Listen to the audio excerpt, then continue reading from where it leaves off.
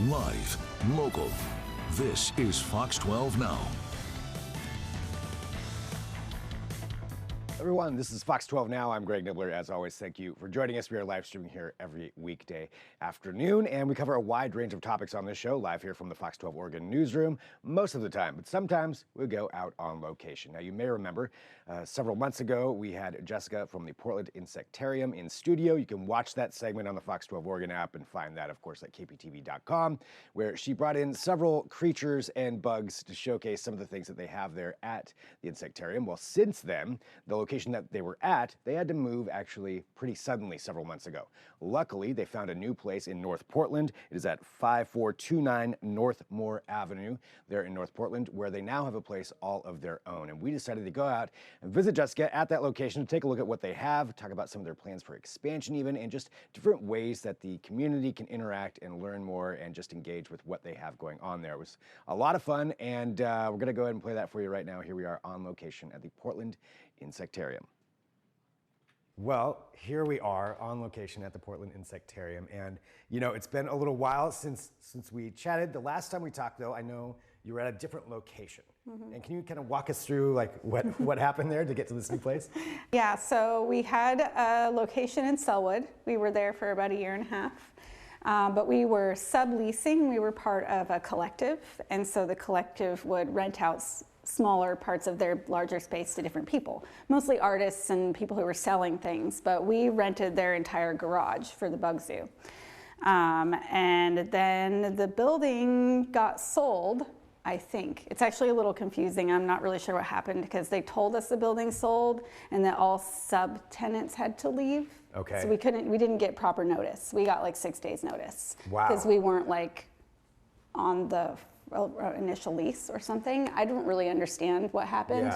Yeah. But then they put up for sale signs after we all moved out. So, Okay. so it was quite an ordeal. We had to pack up all the bugs and essentially move them into another room because we just had to get them out of the garage, and we had to send them photos that the garage was cleared. But we kept them in the same building, but we were closed. The whole space closed, and we just kept them in storage sort of for about 3 weeks. And then while I frantically looked for a new space. Yeah. And fortunately, one of our followers on Instagram had a tattoo studio that they were moving out of and messaged us and said, hey, this place isn't even listed yet, but I'm moving out. And so they were able to get us in here really fast. Fortunately, through our emergency, I got a bit of help, and I had some people come through with donations and just helping out in general. Kind of acquired a new business partner through it all who's helping me with a lot of things. So yeah, it's going well. It's a bigger space. It's our own space. We're not subleasing. So overall, it's an improvement. It's just kind of a forced upgrade. Since you do have this space, what are some of the big things that you can do now, that you can have people do when they come in here? Well, while it's not really that much bigger as far as the amount of people that I can fit in here, it's still a relatively small space, and we can fit maybe 10 to 15 people comfortably. Okay. Once you get over that, it feels a little crowded, especially if it's kids and they're being loud or rambunctious.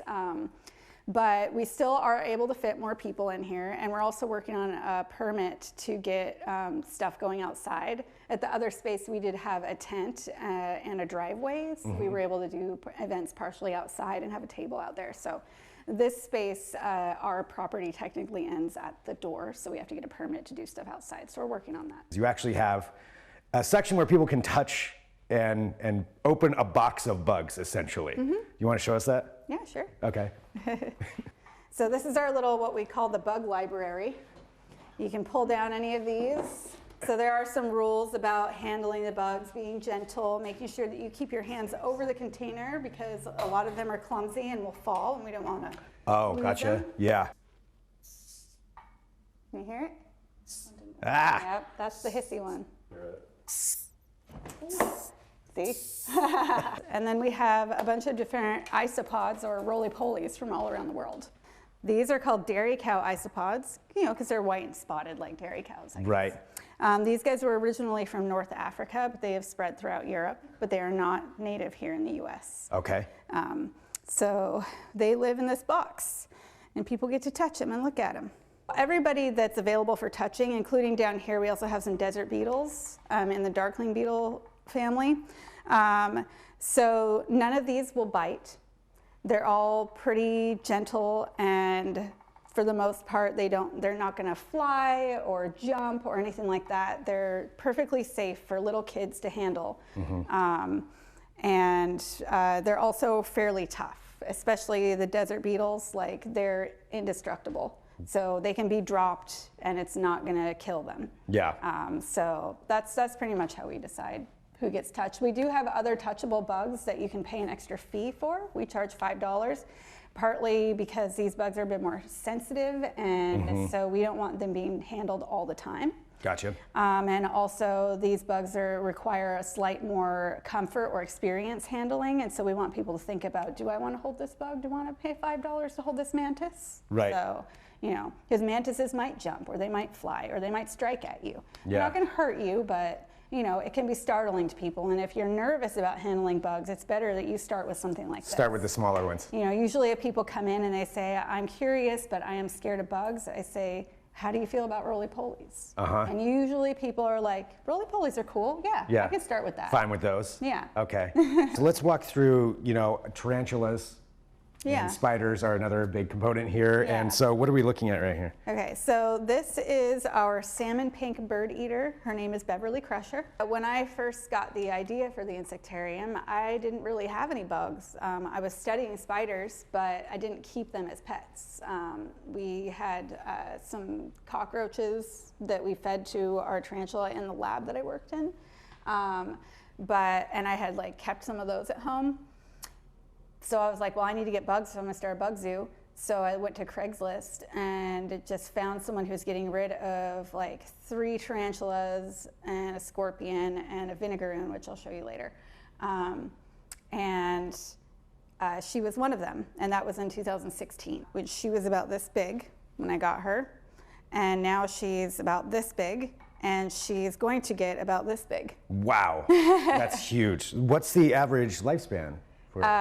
So females can live 20 to 30 years, depending on the species. No kidding. I had no idea. And there's another spider here too that we can I'm not going to hold that one. So these are a couple of our black widows.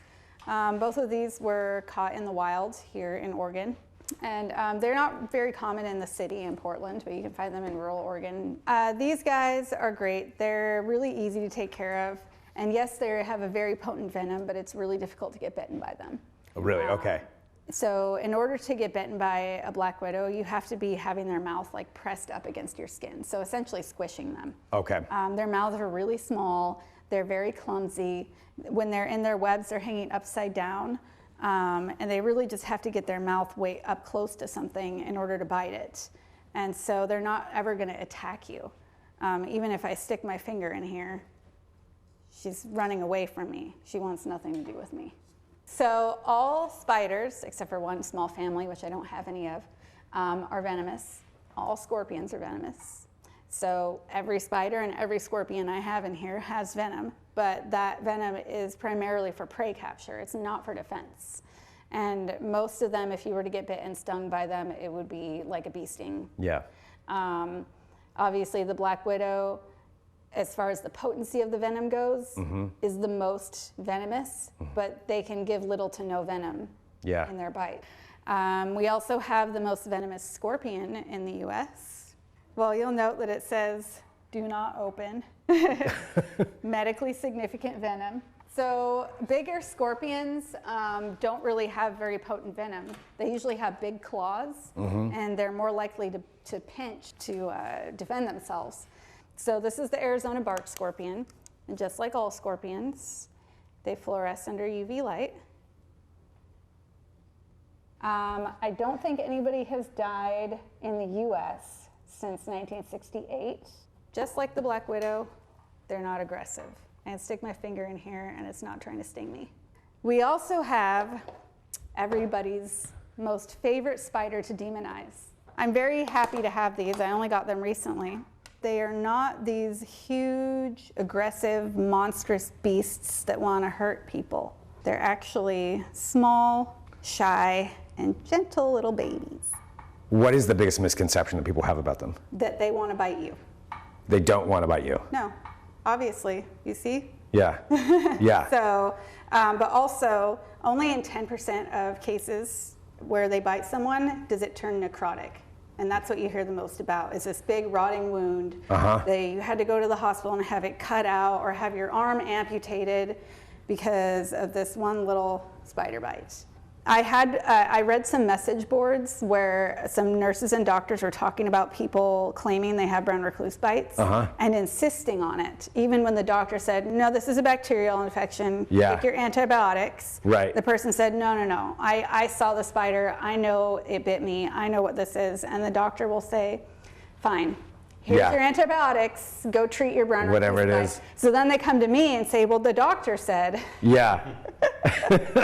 So, but yeah, for the most part, spiders do not want to bite you, even these ones with medically significant venom.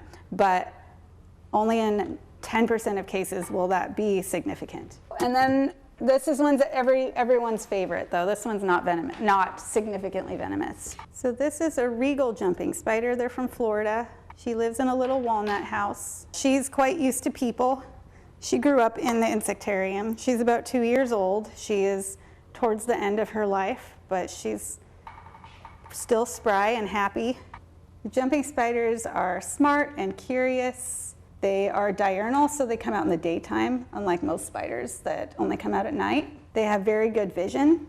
Most spiders don't see very well, and they rely on sound and vibrations to detect the world around them.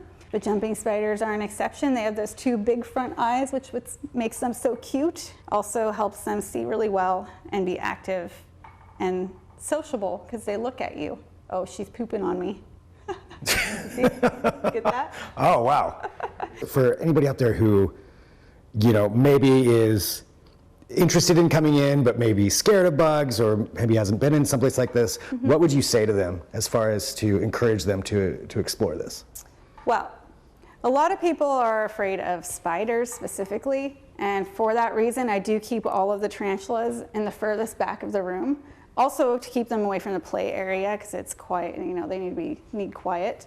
But I would say that you're welcome to visit and just check out the roly-polies if that's what you want. We can start slow, and I'm happy to walk people through stuff and to show them how to handle the bugs, but nobody has to touch anything if they don't want to. So, everything's at your own pace.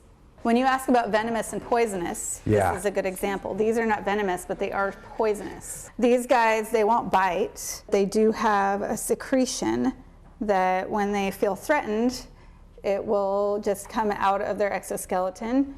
If you just get it on your hands, it's not a big deal. Just stain them yellow and it kind of smells bad, so like chemical-y. So these are two different ghost mantises, females, but different color. They are from West Africa and they mimic leaves. And their color will actually depend on humidity. So if you keep them at a higher humidity, they turn green. Yeah, these are giant cave roaches from South America. They're too big to fly. They could jump and glide, but they can't take off. Too heavy.